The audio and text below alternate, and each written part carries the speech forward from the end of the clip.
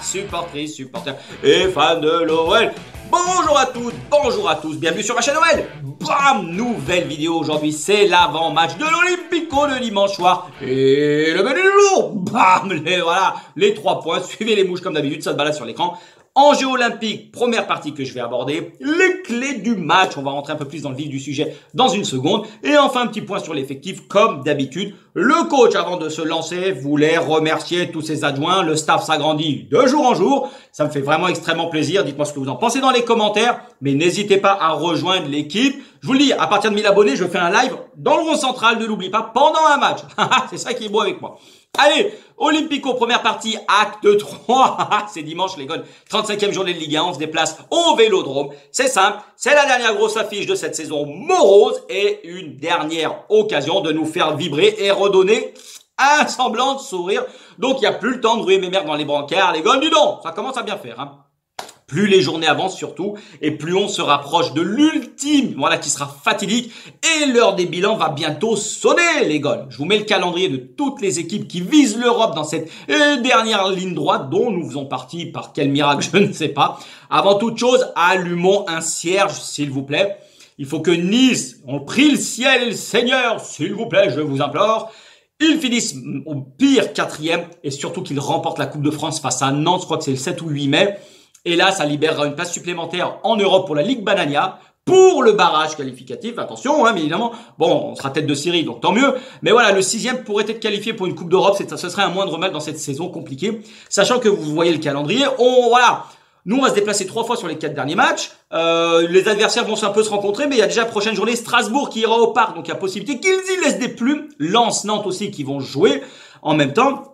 Nous, on va finir le bal dimanche soir, donc on aura la possibilité de voir tout ce que les adversaires auront fait et pourquoi pas aller chercher les 3 points au Vélodrome. Je vous ai mis le calendrier, mais bien évidemment, comme d'habitude, je ne cesse de le répéter, ça sert à rien de regarder ce que fait le copain. Balayons devant chez soi, surtout que nous, notre meilleur ennemi, c'est nous-mêmes.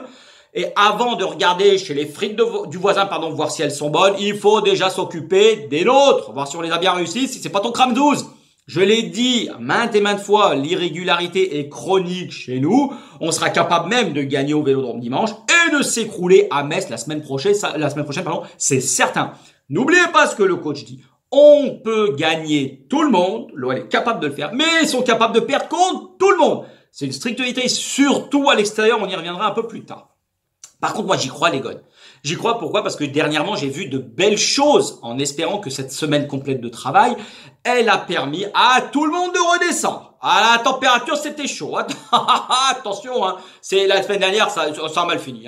Vraiment, là, on a fini excédé. C'était n'importe quoi. Je reste ferme sur mes positions, attention. Je suis pas une girouette, je préfère vous le dire. On se doit, en tant que supporter, de soutenir nos gones, même dans la tempête, quelles que soient les saisons, si on est triste ou pas, c'est notre rôle.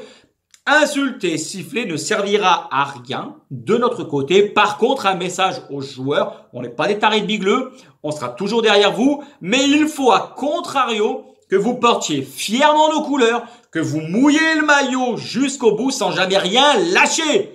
Vous pouvez perdre, on ne vous demande pas de gagner 38 matchs sur 38. Par contre, c'est donnant-donnant, buffet géant, gagnant-gagnant. Attention, Là, non. Si vous voulez qu'on soit derrière vous, il faut que vous, à contrario, même dans la défaite, vous ayez un comportement irréprochable. Voilà. Surtout que c'est rare. On a eu une semaine complète pour se préparer.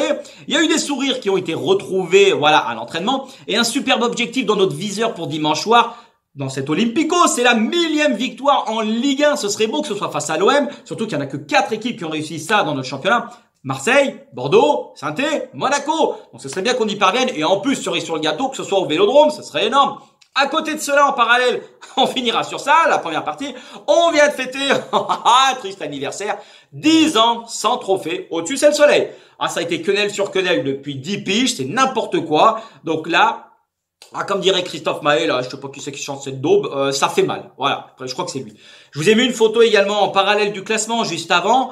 C'est un match qui peut compter aussi bien dans l'histoire de l'OL, mais surtout donner un autre tournant à nos 3 autres derniers matchs qui viendront dans la foulée. Car sans victoire dimanche, c'est simple, la béchamel, elle sera définitivement foutue. C'est notre dernière et ultime ultime chance. On est obligé de faire un 5 sur 5 pour finir. Sinon, après, c'est terminé. 4 sur 4. Enfin, je sais plus où on en est, de toute façon. Bon, deuxième partie, on se déplace chez le second Marseille, qui devrait, sauf cataclysme, finir dauphin du PSG. 6 points d'avance sur Rennes. Très belle saison du côté phocéen. Donc voilà, ils vont finir dauphin, champion de l'autre championnat si on enlève le PSG. Marseille, par contre, à domicile, c'est seulement 9e avec 29 points en 17 matchs. Et bizarrement, Bizarrique fait les choses.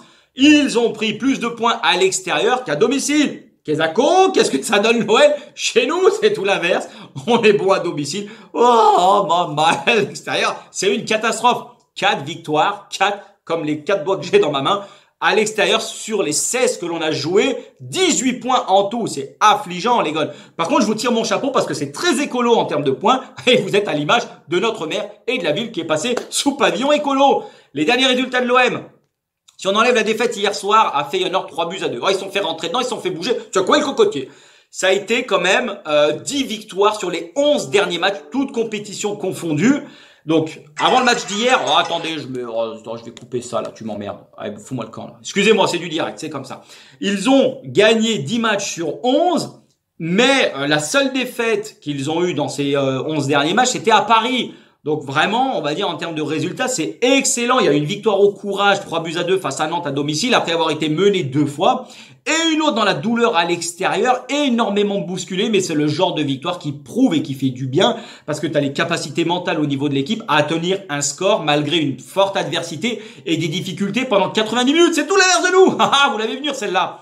Ça risque d'être charrette, c'est sûr, car la dynamique, elle est clairement du côté marseillais, mais peut-être que le match d'hier et la défaite face au 3e du championnat hollandais, Jackie, elle risque de laisser à la fois des traces physiques et mentales, parce qu'il y a eu une grosse débauche d'énergie, parce que c'était quand même un match intense hier, avec l'équipe type qui a été mise du côté de Marseille. Ils ont raison de jouer à fond et de prendre cette compétition au sérieux, même si moi je l'appelle Banania Conférence, mais un trophée européen, ça reste une belle aventure, et soulever un trophée justement sur le continent à l'échelle européenne, c'est excellent, Dieu bénisse, t'es content. On peut pas cracher sur n'importe quelle compétition, sinon tu en joues aucune. Et voilà, et puis tu te permets de critiquer. Non, bravo à vous de la jouer à fond. Évidemment, on va souhaiter que cela nous serve à nous, nos propres intérêts. C'est de bonne guerre. Allez, arrêtez, dis donc, ça commence à bien faire. On sait tous arrêter de geindre. Voilà, c'est comme ça, c'est de bonne guerre. Espérons que ça nous serve. Tactiquement, je vous mets une photo de Marseille. Qu'est-ce que ça donne? Évidemment, Sampaoli, il a essayé toutes les tactiques de Football Manager, mais le 4-3-3 depuis le quart de finale aller face au PAOK, soit 7 matchs en plus, un record, voilà, ils ont tout gagné, ils ont fait 7 matchs avec cette tactique. Elle réussit très bien parce que même si les résultats étaient bons avant, ils sont encore meilleurs maintenant. L'important, ce n'est pas le système, mais c'est l'animation que l'on y met, je vous l'ai toujours dit. Ce sera un beau duel, car on partira sûrement, nous, avec la même formation. Donc, ce sera un duel extrêmement équilibré au niveau formation. Tu as deux très beaux triangles, du côté olympien. C'est équilibré de chaque côté. Tu as Lirola ou Rongier qui seront latéral droit. Guendouzi, Under ou Bakambu qui vont s'occuper d'une partie. Et de l'autre côté, côté gauche, tu as Luan Perez, Gerson et Payet. Ça combine. Le latéral va pouvoir se projeter et apporter du danger offensivement en multipliant les appels. Guendouzi, Gerson, c'est costaud, c'est des mecs, c'est des piliers dans cette équipe, surtout Guendouzi, c'est cuistot et ça cavale, ça avale des kilomètres. Ils sont jeunes, ils sont en pleine possession de leurs moyens. Derrière, t'as la sentinelle caméra qui reste parfaitement en place et qui couvre tout le terrain, c'est excellent. Et les joueurs clés, c'est simple. Tu prends Payet et tu le savates. Je veux rien savoir d'autre. Il peut jouer faux ailier, il peut jouer ailier ou faux neuf. Ça laissera toute la possibilité de se balader. Je sais pas dans quelle tactique ils vont jouer, si Milik sera ou Payet en pointe, mais il peut se balader de partout. Surtout s'il joue neuf, il va libérer les espaces en redescendant pour que les joueurs prennent la profondeur dans le dos. Les défenseurs, les milieux de terrain offensifs vont suivre. Donc attention à bien surveiller les joueurs. Regardez, en gros, tu prends, tu le savates, paf! Toutes les lignes de stats, c'est ce mec, Faudra pas se moucher du coude et répondre physiquement à l'engagement qu'ils vont mettre en minimisant l'impact, bien évidemment, de leur capitaine Dimitri Payet. Mais ce ne sera pas le seul joueur à surveiller parce que le danger peut provenir majoritairement de lui, mais des autres joueurs également.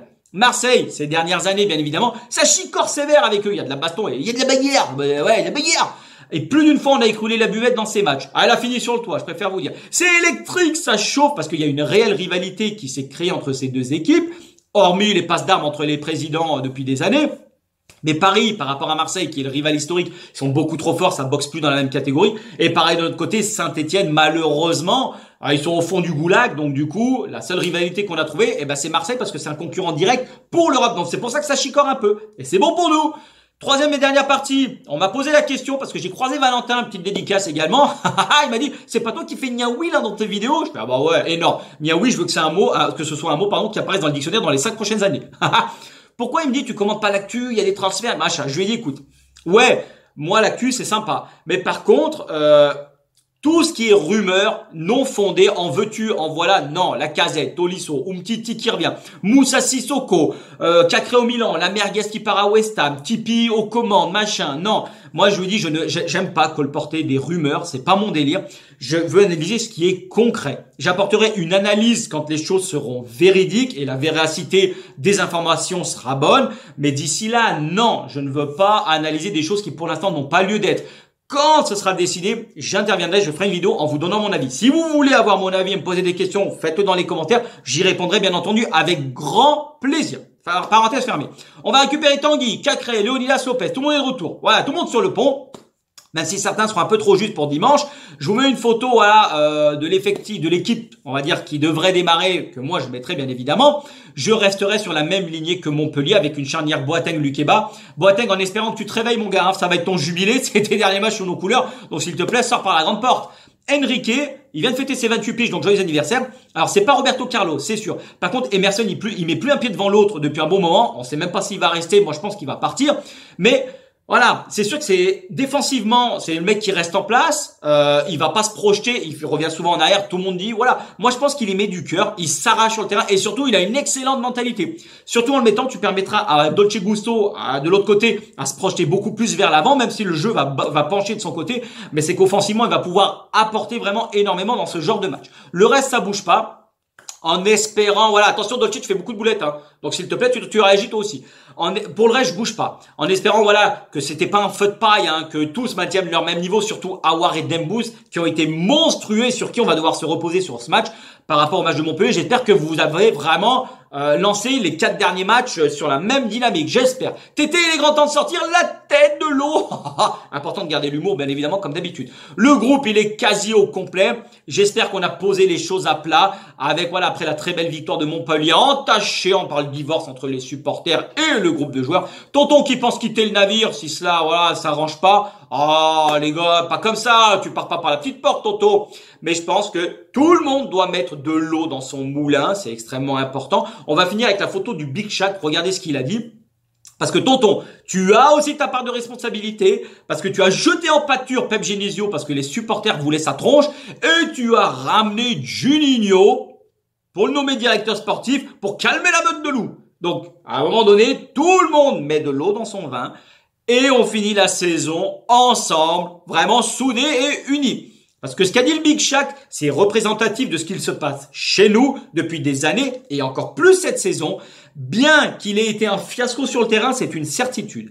Le mec, il a joué au Bayern, à l'Inter, à Liverpool, il a un peu de bouteille, et il a un œil aiguisé pour analyser la situation réelle pour un mec qui vient de l'extérieur, qui lui a côtoyé. Je dis pas que voilà, il a raison, mais il a quand même vu certaines choses au très haut niveau, donc il se doit de le dire. Boateng a dit la même chose. Vous les avez tous giclés, hein. Attention, on manque d'unité à tous les étages, pas que sur le terrain justement, et le club ne respire pas la sérénité, mais on peut y remédier avec une belle victoire dimanche soir à l'OM. Et voilà les gars, c'est tout pour aujourd'hui. Passez une belle journée. N'oubliez pas, l'Olympique Lyonnais est et restera une formidable raison d'être heureux. On se retrouve la prochaine et surtout pour le débrief. Allez, bon match, tchuss les gars.